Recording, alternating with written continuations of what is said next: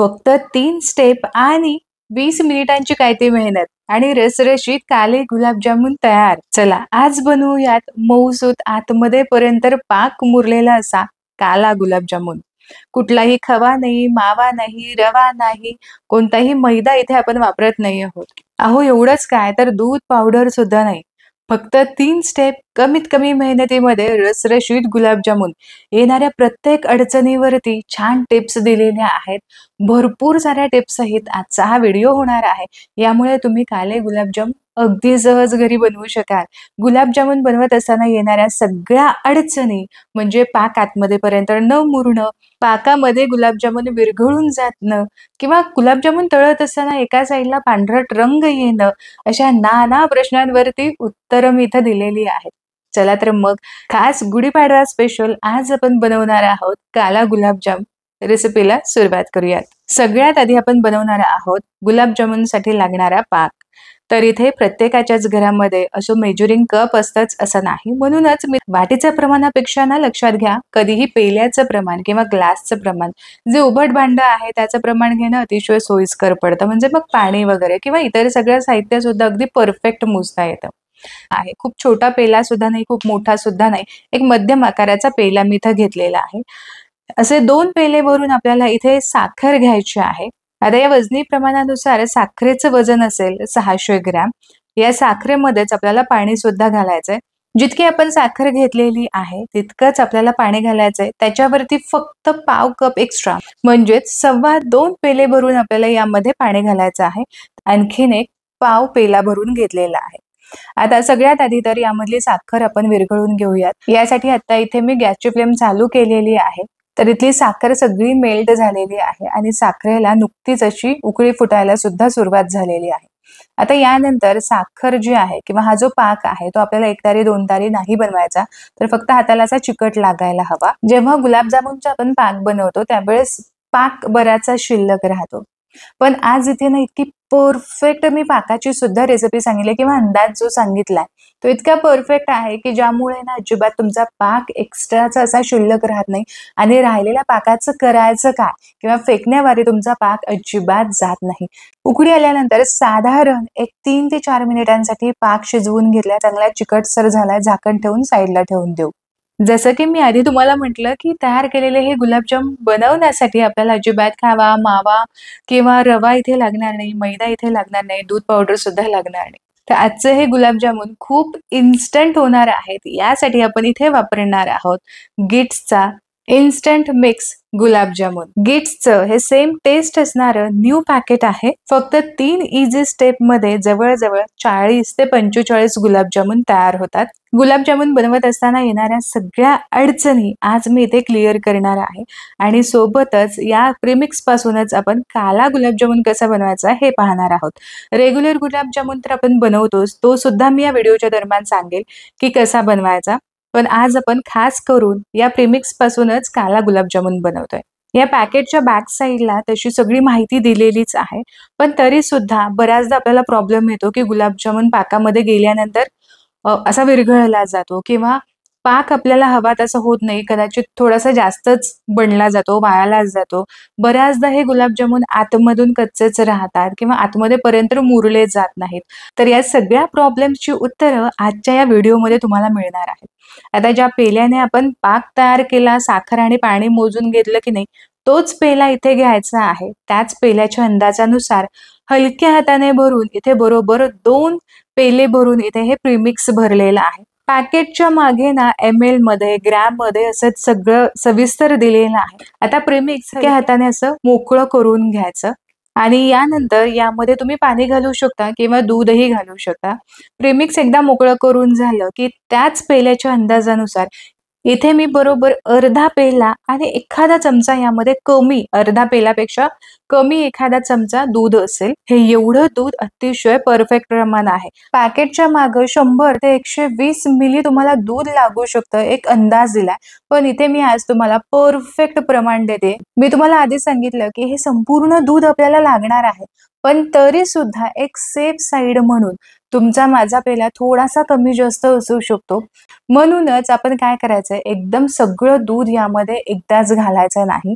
थोडं-थोडं करत यामध्ये दूध घालायचं आहे आणि आपण जसं कणिक मळतो तसं पीठ अजिबात मळायचं नाही. तर अगदी हलक्या हाताने, बोटांनी फक्त आपल्याला हे बाइंड करून घ्यायचंय.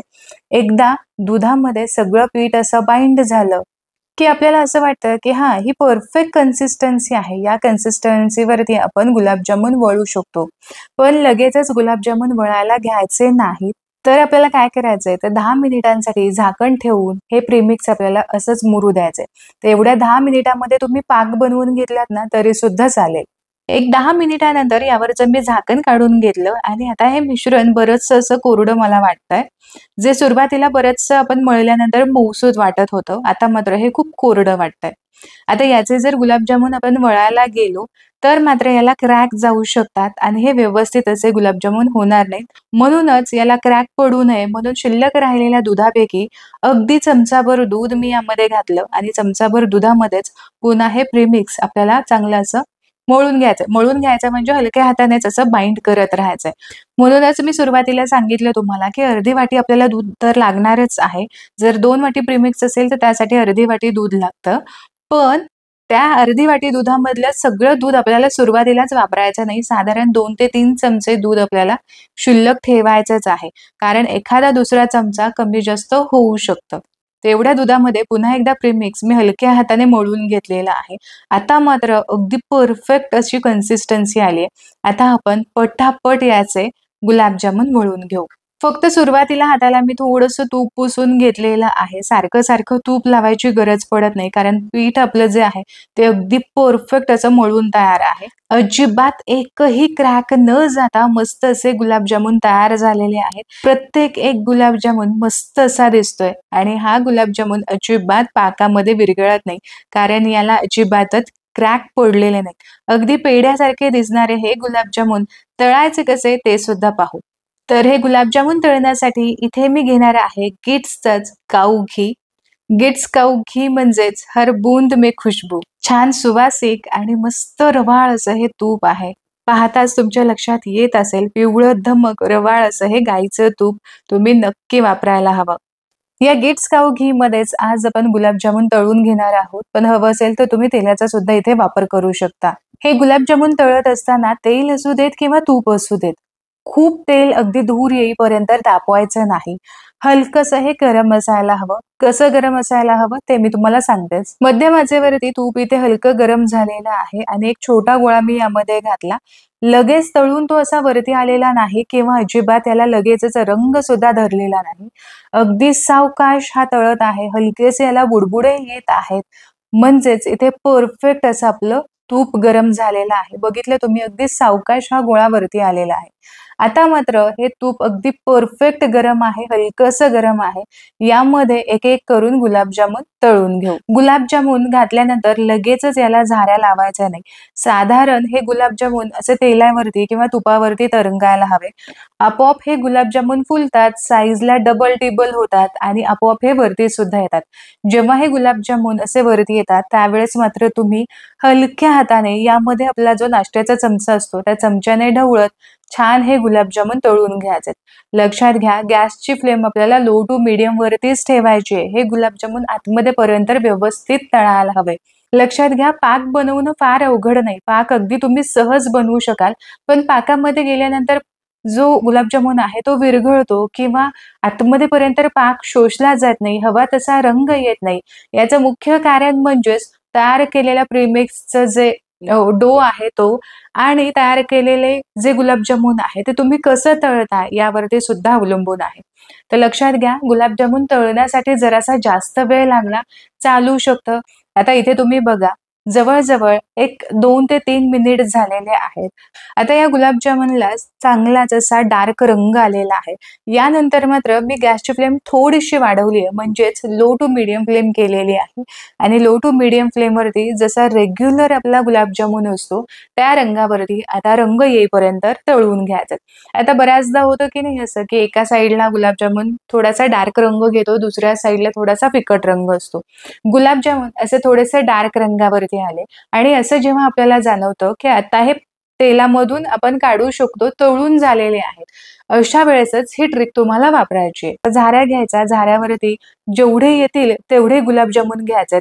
छान गोल असं सावकाश हाताने फिरवत गोलसर हे गुलाबजामुन फिरवून घेतले की छान सगळ्या साईडने एक सारखा असा रंग येतो. आता आपण काला गुलाबजामुन बनवतोय, म्हणजेच आपल्याला हे गुलाबजामुन करपवायचे नाहीयेत, तर एक्स्ट्रा डार्क रंगावरती आपल्याला हे न्यायचेत. रेग्युलर गुलाबजामुन बनवतो ते या रंगावरती तुम्ही काढून घेतले तरी सुद्धा चालतील, पण आता आपण काले गुलाबजामुन बनवतोय यासाठी थोडासा डार्क रंग यायला हवा. म्हणूनच इथे मी गॅसची फ्लेम वाढवलेली आहे. आता गुलाबजामुन आतमध्ये पर्यंत तळलेले आहेत, पण वरचा आवरण आपल्याला खूप कडक करायचा नाही. जर कडक झालं तर पाक आतमध्ये शोषणार नाही. म्हणून लो फ्लेम अजिबात ठेवायची नाही, मीडियम सुद्धा ठेवायची नाही. तर पटकन हाय फ्लेम करायची. हाय फ्लेमवरती साधारण मिनिटभरामध्ये छान यावरती डार्क रंग येतो. तर इथे तुम्ही बघू शकता मस्त डार्क असा रंग आलेला आहे. आता तुपामधून हे गुलाबजामुन संपूर्णपणे निथळून घेऊयात. आणि निथळून घेतलेले गुलाबजामुन लगेचच आपल्याला या गरम पाकामध्ये घालायचे आहेत. लक्षात घ्या, पाक आपल्याला कोमटपेक्षा थोडासा जास्त गरम हवा. आणि यानंतर उरलेले जे गुलाबजामुन आहेत ते तळून घेऊयात. आता एक खूप महत्वाची टिप जी मी आधीच तुम्हाला सांगायला हवी होती. जेव्हा आपण गुलाबजामुन तेलामधून काढून घेतो, जेव्हा आपण ते डार्क रंगावरती तळतो त्यावेळेस गॅसची फ्लेम हाय केलेली असते आणि हाय फ्लेम केल्यानंतर गुलाबजामुन तेलामधून तुपामधून काढून घेतले की लगेचच गॅसची फ्लेम बंदच आपल्याला करायची आहे. कारण तेल खूप हाय टेम्परेचरवरती आलेलं असतं, तूपही खूप हाय टेम्परेचरवरती आलेलं असतं. अशा वेळेस जेव्हा पुढची बॅच आपण यामध्ये घालतो त्यावेळेस पटकन गुलाबजामुनला रंग येऊ शकतो. म्हणूनच गॅसची फ्लेम बंद करायची आणि साधारण थोडासा डार्क रंग येईपर्यंत फ्लेम बंद असूनही आपल्याला यामध्ये गुलाबजामुन तळून घ्यायचे. तर साधारण जेव्हा तुम्हाला असं वाटतं की आता तेलाचं टेम्परेचर बऱ्यापैकी कमी झालेलं आहे, आता आपण गॅस चालू करू शकतो, अशा वेळेसच पटकन गॅस तुम्ही चालू करू शकता. मात्र गॅसची फ्लेम जी आहे ती लोच आपल्याला ठेवायची आहे. तर साधारण हा रंग येईपर्यंत गुलाबजामुन इथे मी तळून घेतलेले आहेत. गुलाबजामुनला हा रंग येण्यासाठी बरोबर मला इथे 3 मिनिट लागलेले आहेत. 3 मिनिटानंतर मी इथे गॅसची फ्लेम चालू केली, ती सुद्धा लो ठेवली आणि आधीप्रमाणेच आता पुन्हा आपल्याला गुलाबजामुन तळून घ्यायचे आहेत. 3 बॅचमध्ये इथे मी गुलाबजामुन तळून घेतलेले आहे. आधीचे जे सुरुवातीचे गुलाबजामुन आहेत ते छान टम्म फुगलेले आहेत. ती बॅच आपण थोडीशी साईडला करून ठेवूयात, म्हणजे नंतर घातलेल्या बॅचला पाक बरोबर असा शोषून घेता येईल. बघा, सुरुवातीचा एक गुलाबजामुन मी तुम्हाला कापून सुद्धा दाखवते. आतमध्ये पर्यंत व्यवस्थित पाक मुरला गेलेला आहे आणि अजूनही हा गुलाबजाम भरपूर गरम सुद्धा आहे. मस्त रसरशीत गुलाबजामुन झालाय. आतमध्ये कच्चा आहे असं अजिबात झालेलं नाही. भरपूर पाक आतमध्ये पर्यंत शोषून घेतलेला आहे. तर आशा करते आजची ही रेसिपी तुम्हाला आवडली असेल. रेसिपी आवडली तर व्हिडिओला लाईक जरूर करा. तुमच्या मित्र आणि परिवारामध्ये नक्की ही रेसिपी शेअर करा. पुन्हा भेटूया अशाच एका गोड रेसिपी सोबत. तोपर्यंत स्वस्त रहा आणि मस्त मस्त खात रहा.